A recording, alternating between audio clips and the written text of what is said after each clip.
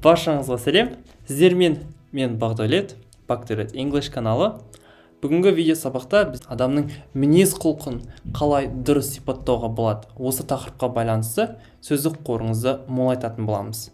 Бүгінгі видео сабақ ағылшын тілі деңгейі pre-intermediate және intermediate деңгейі және одан жоғары үйренушілер үшін IELTS, TOEFL деген секілді емтихандарға дайындалып жатырған болсаңыз, және жалпы сөздік қорыңызды молайтып, еркін сөйлегіңіз келсе, онда бүгінгі сабақ сіз үшін өте пайдалы болмақ.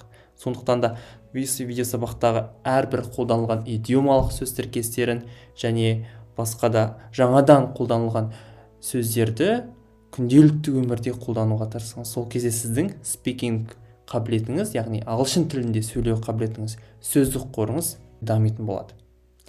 Жақсы. Енді сабаққа кіріспес бұрын ең алдымен мына сұраққа өздіктеріңізше жауап беріп көріңіздер. Мен сіздерге қазір мына сұрақты қоямын, және осы видеоны паузаға қойып, артынша осы сұраққа өздіктеріңізше жауап беріңіздер. Және одан кейін мен өзімнің жауабын көрсем. Кеттік пе? Жақсы. Олай болса сұрақ. How would you describe your best friend?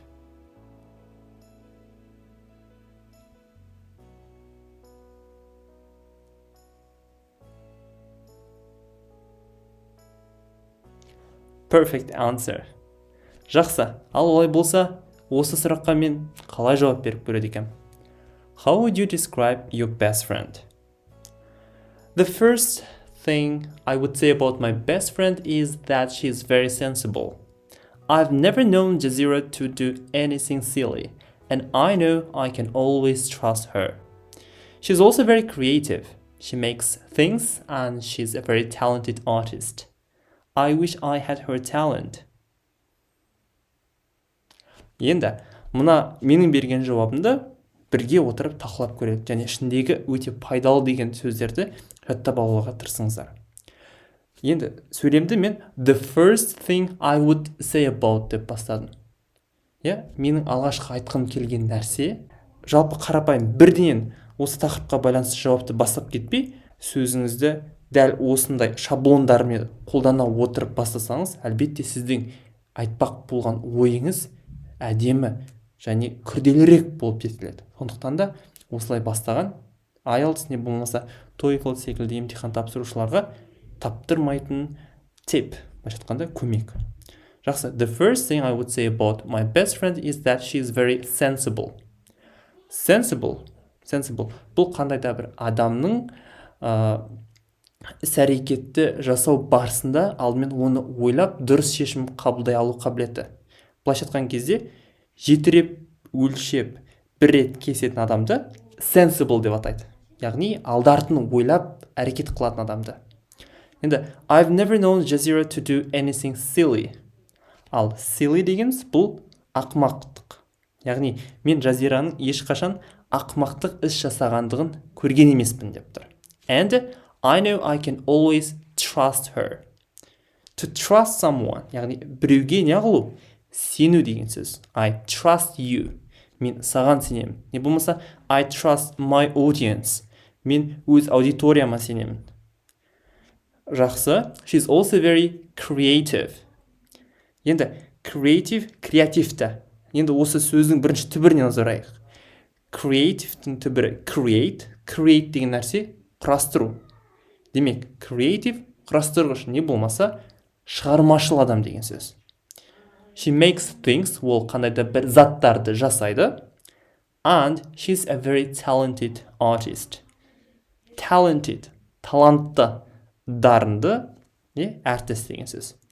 I wish I had her talent. Енді I wish I had деген құрылым жалпы адамның қалауын білдіреді. Яғни тек сіздің қалауыңыз, бірақ ол орындалмайтын қалау болады. Мысалы, әлбетте мен Жазираның талантын өзіме бірден сіңіріп ала алмаймын ғой. Сонда мен былай айтсам болады. Жалпы қалауда әттеген-ай, егер менде сол Жазираның таланты болса ғой, жасаса ғой, істесе ғой деген секілді. Яғни сіздің қалауыңызды білдіру үшін сіз I wish I, бұдан кейін бар past simple қолдансаңыз болады. Жалпы осы, мінекей өздеріңіз көріп отырғандай, тым қатты күрделі емес, бірақ дәл осындай кішігірім өзгеше сөздерді, грамматикалық құрылымдарды және алғашқыдай шаблондарды құрастыра отырып, мысалы, сіздің өзіңіздің деңгейіңіздің жоғары екендігін көрсетуіңізге болады. Енді адамның мінез-құлқына байланысты жаңа сөздерге кіріселік. Describe your character. Character мінез-құлық, иә? Choose the number that describes you. Яғни, мына колонкада тұрған суретке қарай отырып, өздеріңізді бағалап көріңіздер. Жақсы, кеттік. I think I'm very positive. Positive, яғни позитивті нәрсені ойлай алатын адамды positive дейді. I'm very positive. I'm quite a negative person. Ал мен негативті ойлайтын адаммын. Сіз қайсысыз? For example, I am quite negative person. So that's why my number would be 5. Екіншісі, I'm usually reliable or I am quite unreliable. Reliable дегеніміз бұл сенімді, ал unreliable сенімсіз. For example, I am quite reliable. I'm usually reliable person. Одан кейін, I'm quite confident. Confident сенімді бұл, иә? Адам өзіне өте сенімді болса. Мысалы, I am very confident when it comes to speaking English.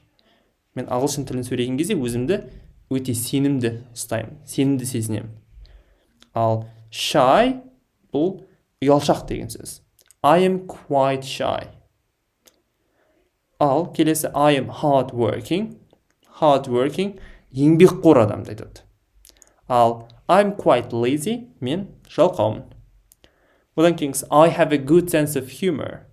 Енді әзілкеш деген адамды, мысалы, күлкілі десек, адамды hilarious деп сипаттауымызға болады. Ал қандай да бір әзілкеш адамды сипаттау үшін сіздер she has a good sense of humor.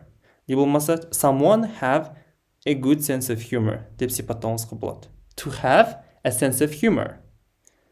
Ал енді I am usually quite serious. Яғни ол әзілкеш емес, серьезный дейді ғой. Былайша айтқан кезде әзіл айтқанда жақтыртпайтын адамды, мысалы, serious деп атай аламыз. Және ең соңғысы бізде I'm usually quite patient. Patient дегеніміз сабырлы. Or I am quite impatient. Мен сабырсызбын. Ал енді сіз сабырлысыз ба, әлде сабырлысыз ба? Мысалы, мен өте сабырсыз адаммын. Сондықтан мен өзімді 5-ке бағалаймын. Ол жауап. I am quite impatient. Жақсы. Енді ағылшын тілінде сондай-ақ жаңа сөздер жаттау барысында олардың синонимдерімен, не болмаса антонимдерімен қосып жаттаған өте тиімді және естеріңізде өте жақсы сақталады. Енді осы мінез-құлық тақырыбына байланысты мағыналар қарама-қарсы сөздерді қарастырып көрелік. Біріншісі generous. Generous дегеніміз бұл былайша айтқан кезде мәрт, жомарт деген мағынаны білдіреді. Яғни ол өзінде бар нәрсені өзгемен бөлісуге әрдайым дайын тұратын адамды сипаттаған кезде қолданамыз. Мысалы, I am quite generous when it comes to sharing my knowledge. Sharing my knowledge, мен өзімнің білімімді өзгелермен бөліскен кезде мен өте жомарт адаммын. Ал енді mean дегеніміз бұл сараң адам. I can be sometimes quite mean when it comes to giving my money. Егер мен біреуге ақша берген кезде кейде сараңдылық танытамын. Яғни mean сараң деген сөз. Honest.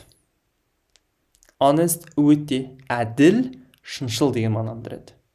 Ал dishonest бұл әділетсіз, не болмаса өтірікші.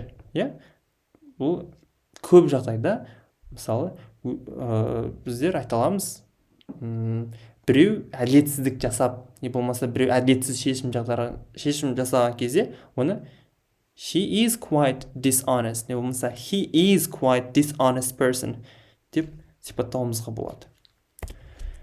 Clever or intelligent. Ақылды интеллигентті, иә, яғни қандай да бір жаңа нәрсені жылдам үйреніп қағып алатын адамды clever не болмаса intelligent деп сипаттай аламыз.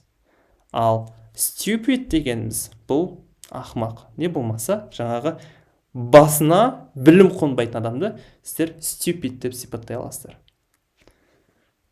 Do you have any stupid students? Одан кейін calm дегеніміз бұл өте сабырлы адамды айтады. Иә? Мысалы, қандай да бір қиын жағдай болсын, не болмаса асығып бара жатырған кезде кез келген жағдайда өзін өте сабырлы ұстайтын адамды, мысалы, calm дейді. Ағылшында бар ғой, calm down, сабыр сақта дейді. Ал енді nervous, anxious дегеніміз бұл нервті, не болмаса anxious қобалжулы.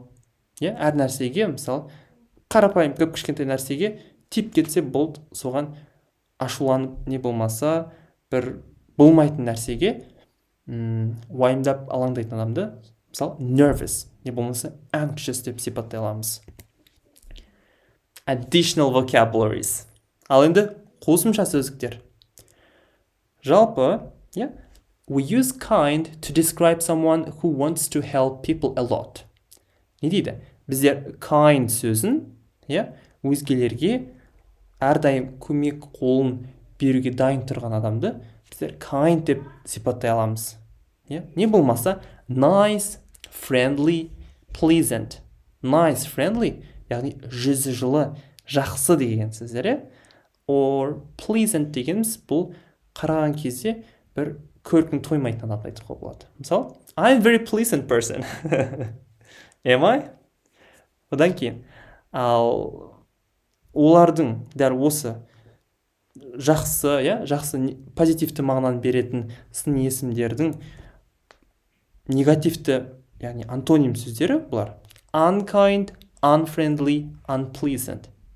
Өздеріңіз көріп отырғандай, un префиксін қолдандық. Префикс дегеніміз орыс тіліндегі приставкамен сәйкес келеді. Яғни бұл сөздің алдына жалғанады және сөздің мағынасын өзгертіп жібереді. Бұл жағдайда un префиксі бұл осындағы сын есімдерге жалғанып, оның мағынасын негативті мағынаға өзгертіп жіберіп тұр. Жақсы. Ал енді біздер сабақтың өте қиын және ең қызықты бөлімі бұл идиомалық сөз тіркестеріне көшелік. Идиомалық сөз тіркестерін әсіресе егер сіз IELTS, TOEFL емтихан тапсыратын болсаңыз, speaking бөлімінде адамдарды сипаттау барысында қолдансаңыз өте жақсы. Сізге өте жоғары балл қосуыңызға көмек береді. Жақсы. Бірінші бұл born optimistic. Born optimistic дегеніміз бұл қандай да бір кез келген жағдайда тек жақсы нәрсені ғана көре алатын адамды біздер осы born optimistic, яғни туғаннан позитивті оптимист адамды аламыз. Мысалы, I admire Margolан Сейсенбай because he always sees the sunny side of life. He's a born optimistic. Мен Марғұлан Сейсенбаевты барынша құрметтеймін. Себебі ол өмірдің тек жақсы жақтарын көруге тырысады әрдайым. Себебі ол туғаннан позитивті адам. Мысалы. Jack of all trades. Енді мына идиоманың, яғни осы идиомалық сөз тіркесінің дыбысталуына назар аударыңыздар. Jack of all trades. Jack of all trades деп бөлек айтпаймыз. Барлығын қосып айтамыз. Jack of all trades. Яғни мұнда of дегеніміздегі V болады да. Jack of all trades. Көрдіңіздер ма?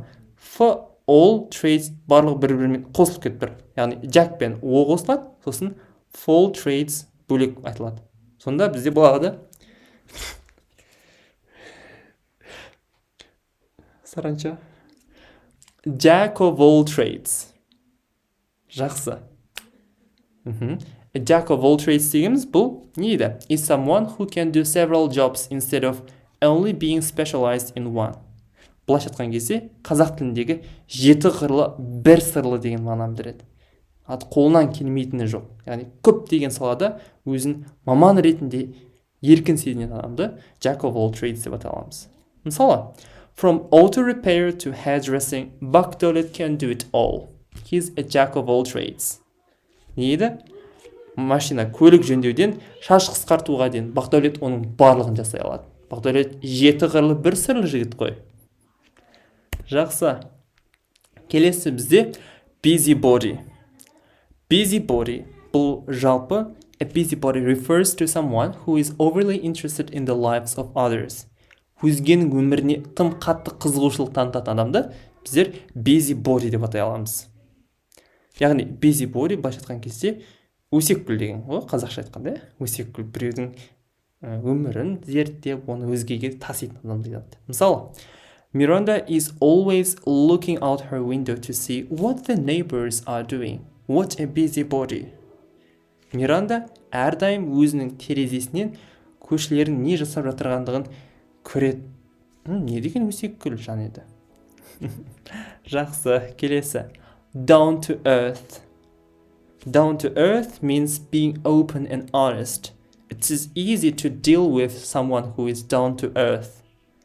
Яғни, down to earth сөзінің мағынасы жалпы өте әрдайым ашық және шыншыл адамды айтады. Көбінесе ондай адамдармен жұмыс жасау, сөйлесу өте оңай. Мысалы, Aya is probably the most down to earth person I've ever met. Мағынасын түсінген шығарсыздар, иә? Жақсы. Келесі. Couch potato. Суретте өздеріңіз көріп отырғандай, couch potato. Неде отыр? Бізде диванда отыр. Very lazy, or a person who takes little or no exercise and watches a lot of television. Яғни, телевизор көріп, өзгелердің өміріне, өзгелерге не істеу керектігін айтып отыратын өте жалқау адамды біздер couch potato деп атаймыз. Мысалы, maybe he got tired of being a couch potato. Ол диванда отырып, жалқау болғаннан әбден мезі болған шығар. Ал енді төменге тапсырма. How would you describe yourself? Комментарийға осы сұраққа бүгінгі сабақта үйренген жаңа сөздерді, идиомалық сөз тіркестерін барлығын қолдана отырып, өз мысалыңызды жазып қалдырыңыздар. Мен міндетті түрде әрқайсыңыздың комментарийларыңызды көріп тексеріп шығамын. Менің каналыма жазылуды ұмытпаңыздар. Келесі видео сабақтарда көріскенше.